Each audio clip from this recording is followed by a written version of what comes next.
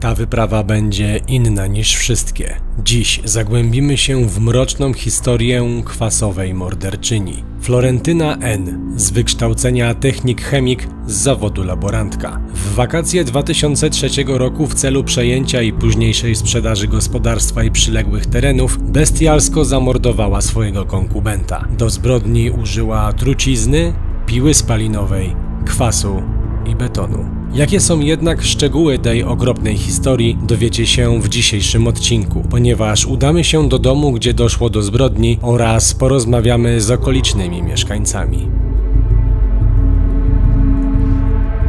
Słuchajcie, mamy dla Was naprawdę dobry temat. Specjalnie przejechaliśmy pół Polski, ponieważ jesteśmy obok domu, w którym dokonano makabrycznej zbrodni. Zresztą zaraz to wszystko zobaczycie i dowiecie się czegoś więcej, ponieważ nie odejdziemy stąd, nie odjedziemy stąd, dopóki nie znajdziemy kogoś, kto nam o tym opowie. My sami wiemy o tym już dużo, więc również będziemy to kontynuować, ale najwięcej wiedzą o tym zawsze sąsiedzi, więc będziemy pytać sąsiadów. Dom znajduje się mniej więcej za tym polem, tam gdzie są te krzaki, ponieważ już jest praktycznie cały zarośnięty. Nie wejdziemy do środka, ponieważ jest on pod jurysdykcją miasta, jest całkowicie zamknięty. Nawet jeśli wejdziemy na posesję, to nie wejdziemy do domu, a to też nie ma sensu, bo chodzi tutaj o samą kwintesencję całej tej makabrycznej historii. Chodźcie. No właśnie, bo jaka jest ta makabryczna historia? Pod koniec lat 90. Florentyna postanowiła zmienić swoje życie. Porzuciła rodzinę i wyruszyła do Katowic. Tam imała się różnych zajęć, nie wykluczając usług seksualnych. Nie stroniła od ludzi z marginesu i pomieszkiwała na melinach. Na jednej z nich poznała wtedy 18-letniego Tomasza, który jakiś czas później pomoże zrealizować jej najstraszniejszy plan w życiu. Co ciekawe, ich relacja była bardzo dziwna, bo młodszy o 25 lat Tomasz stał się jej kochankiem. Florentyna, pracując w dworcowym barze, spotkała kiedyś Stanisława W., spokojnego mężczyznę mieszkającego z ojcem na 2,5 hektarowej ziemi położonej w atrakcyjnej okolicy. Stanisław zaczął umawiać się z Florentyną, a Tomasz poszedł w odstawkę, przynajmniej oficjalnie. Kobieta szybko przeprowadziła się do domu narzeczonego, bo zaczęli planować ślub, jednak przygotowania przerwała śmierć jej przyszłego teścia. Florentyna wtedy zaczęła coraz bardziej naciskać na sprzedaż nieruchomości, co nie podobało się Stanisławowi. Żalił się on nawet swojej ciotce, która mu odpowiedziała: Wygonię z domu, bo cię zamknie w komórce, zabije i zakopie. W końcu konkubent orientuje się, że jest zdradzany z Tomaszem, który pojawia się regularnie w jego domu i nagle znika. Florentyna informuje wszystkich, że Stanisław wyjechał za pracą do Niemiec, ale przed wyjazdem podpisał notarialnie akt sprzedaży działek i dał jej do tego pełnomocnictwo. No i wszystko by było w porządku, gdyby nie to, że daleka krewna Stanisława, pani Barbara, zauważyła, że mężczyzna pierwszy raz nie zapłacił KRUS-u. Oprócz tego podczas usiłowania przeprowadzenia jednej z transakcji, potencjalny nabywca zorientował się, że sprzedającym nie jest Stanisław, który niby wrócił na chwilę do domu, tylko zupełnie obca osoba. Sprawa została zgłoszona na policję, a ekspertyza grafologiczna potwierdziła podrobienie podpisu. Za próbę oszustwa Florentyna trafiła pierwszy raz do więzienia na 1,5 roku. Stanisław jednak niby dalej był za granicą. Słuchajcie, znajdujemy się przy ulicy Polnej, czyli przy domu, w którym dokonano makabrycznej zbrodni. Mianowicie to właśnie tutaj w 2003 roku, można powiedzieć, zabito, zamordowano człowieka, a następnie wrzucono jego ciało do kwasu. Zaraz powiemy Wam więcej, ale zobaczcie, jak ten teraz dom wygląda.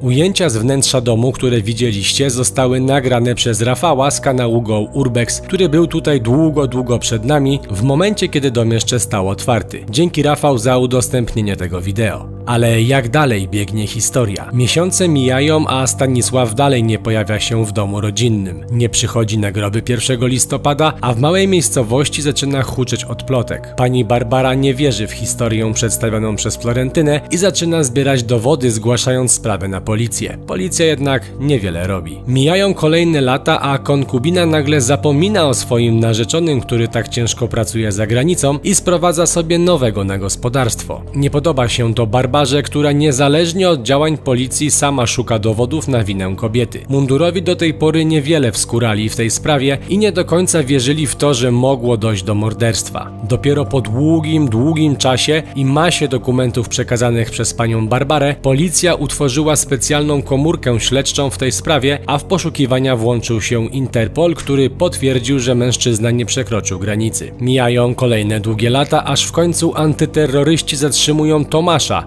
Tak, Tomasza Kochanka, który przez te parę lat miał już kilka konfliktów z prawem. Oficjalny powód zatrzymania nie jest jednak do końca jasny, ale skutkował tym, że mężczyzna opowiedział śledczym, co wydarzyło się tego wakacyjnego dnia. Po wcześniejszym umówieniu się z Florentyną przyjechałem do jej domu. Przedstawiła mi ona plany zamordowania Stanisława. Chciała sprzedać jego działki i majątek, a ja schowałem się tutaj, w tej dobudówce, a Florentyna była w kuchni. Gotowała obiad i powiedziała, że dosypie trucizny do jedzenia.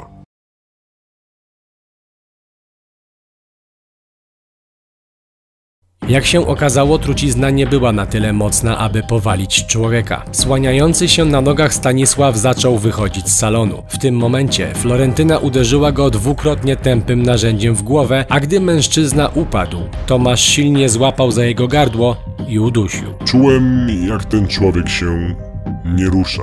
Nina powiedziała, żebym go puścił, że on już nie żyje. Ciało Stanisława zostało przeniesione do piwnicy. Okazało się jednak, że posadzka jest na tyle twarda, że nie da się przez nią przebić. Florentyna doszła więc do wniosku, że rozpuści ciało w kwasie. Przygotowała specjalny roztwór, który miał rozpuścić ciało, oraz dodała do niego cement, aby wszystko następnie rozbić na kawałki. Jako naczynie wykorzystała starą metalową wannę, ale okazało się, że zwłoki mężczyzny nie mieszczą się w całości. Przy użyciu piły łańcuchowej odcięła kończyny Donatowi, a następnie wszystko zalała wcześniej przygotowaną chemią. Po zastygnięciu mieszaniny Florentyna rozkuła ją na kawałki i w jednej z teorii przetransportowała w częściach, aby wysypać na plac budowy nowo powstającej autostrady. Może się uda nam nagrać wywiad z sąsiadami właśnie ludzi, którzy tutaj mieszkali w momencie, kiedy tutaj doszło do tego morderstwa. Zobaczymy, czy się zgodzą, czy nie, więc zaraz będziemy wiedzieć coś więcej. Jest pan sąsiadem i czy pan pamięta, co się tutaj wydarzyło w sumie w 2003 roku, czyli 21 lat temu? No bo to 21 lat temu się wydarzyło, ale oni w sumie zostali złapani 11. Tak, bo okres od zaginięcia tego zabitego do czasu, zanim sprawa wyszła jakby to na jaw, że on zaginął, to było gdzieś 5 miesięcy. Bo na początek ona podawała ta Florka cała, że on wyjechał do Niemiec do pracy. No tak.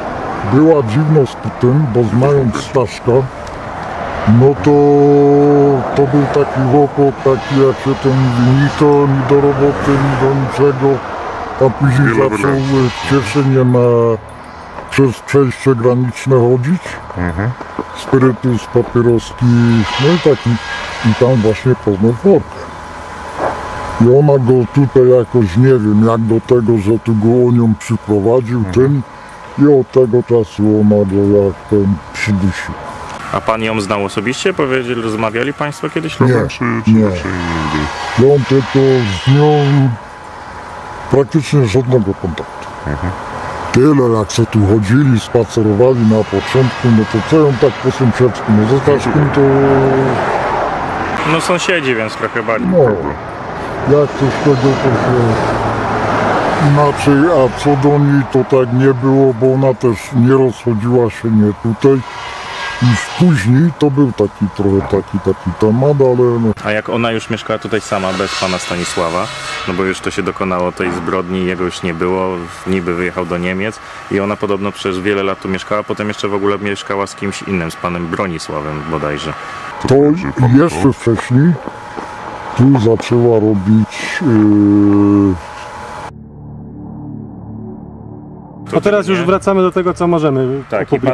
Tutaj czytaliśmy, że pani Florentyna, ona kończyła chemię, że raczej taka wykształcona bardziej była i to raczej nie prawda, czy? Jakąś chemię czy coś, to nie wiem jaką chemię, ale że pielęgniarką była. Aha, w ten sposób. Coś jako pielęgniarka, jako ten, bo że później niby Staszka, że jak tego, no to No zaraz do tego, z tym, że ona miała coś, zaraz przejdziemy do tego że coś tematu. Czyli mówi pan, że generalnie nie wychodziła z domu, była taka cisza, a dom był zaniedbany, tak jak teraz, czy rzeczywiście to było ogarnięte?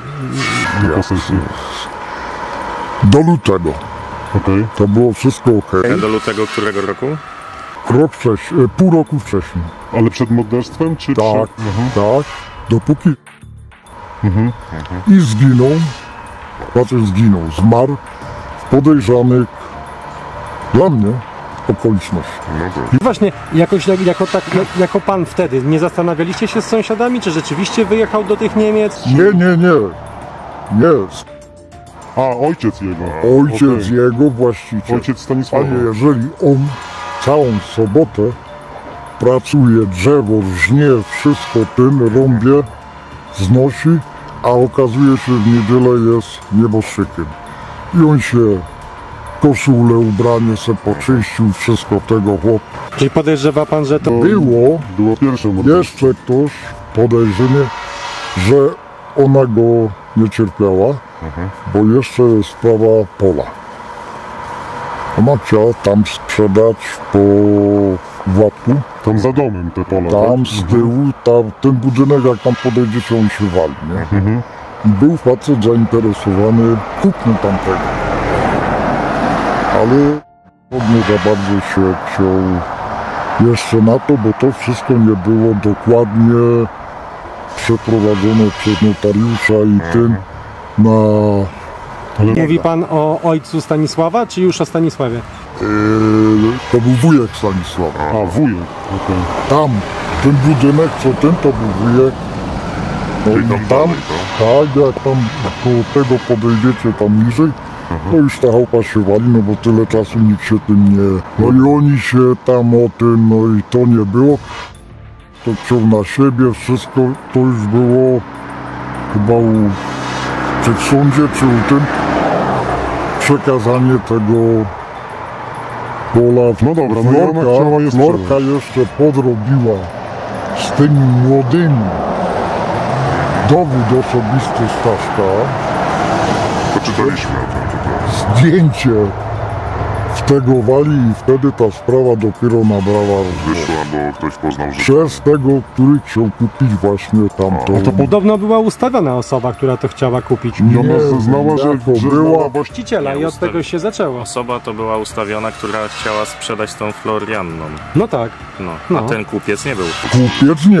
Kupiec już był wcześniej i on nawet już rozmawiał ze Staszkiem. No właśnie, o to mi chodzi. Tak. A przyszedł jakiś inny, który A się podawał za później- Staszka.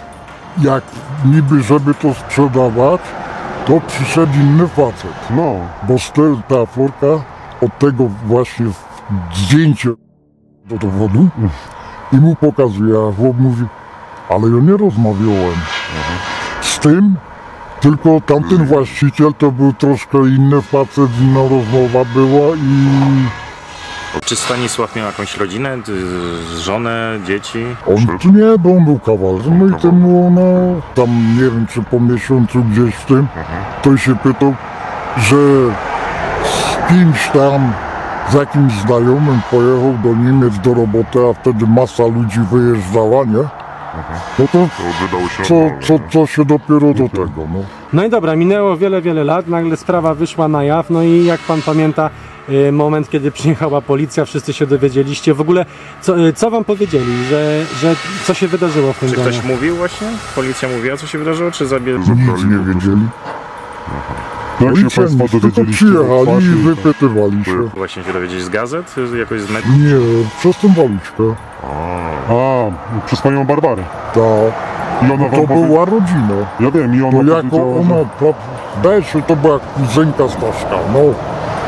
Tak, z tego co wiemy to tak. Kuzynka, no. No i ona dopiero zaczęła tutaj nachodzić, zaczęła tu zdjęcia robić nawet, tu przychodziła i no bo ta tutaj to kogoś przyprowadziła, to tu, i ta Waluśka się tym zaczęła interesować. Kwiecień, maj na przełomie niby jak tak się zaczął, że on wyjechał, a to już przed koło wakacji coś tego, tak już troszkę i po policji to, żeby go szukać. No to dopiero tak wszyscy się zaczęli, co z nim jest, gdzie on jest, co się mogło stać.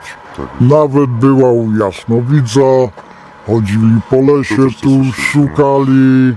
Później była druga wersja, że gdzieś budowa jakoś drogi i że tam go zategowali. No nie no, oficjalna wersja jest chyba taka, że dostał po prostu w kuchni w głowę jakimś narzędziem, tak? I go wcześniej. Drugi jasnowidz, czy to baba była, stwierdził, że gdzieś jakieś filary koło jakiejś niby drogi i że tam go pochowali, no. A finalnie co się okazało, że co było prawdą? Nie ma prawdy. Czy nie wiadomo. Piła mechaniczna pocięto na tej i nie wiadomo co dalej. A gdzie wywieźli, gdzie to... No bo jest taka teoria, że podobno w piwnicy go pocięli na kawałki. Tak. Studiowała chemię, to po prostu go rozpuściła w kwasie. Tak, ale co zresztą się stało, to byli policjanci, później tu przekopywali, szukali, nie? A, czyli kopali tutaj, szukali ciała. No tutaj ogródek był i nagle powstał. I to roztegowane, potem jakieś tam kwiatki coś posadzone. No to tu przyjechali, to było widać. Chodzili, kopali łopatami, czy tam coś nie ma. I popiół. Tu w tej piwnicy, w tym garażu z centralnego. A, i popiół sprawdzali. Sprawdzali popiół, wszystko, co w tym piecu, czy tam nie ma jakichś szczątek z kości. Ale podobno też nie ma. Bardzo często w całej tej historii pojawia się autostrada. Może taka błahy temat, ale właśnie autostrada, podobno tutaj zostały te poćwiartowane zwłoki, zabetonowane, później po prostu ukryte gdzieś. I słuchajcie, teraz właśnie wjeżdżamy na S1.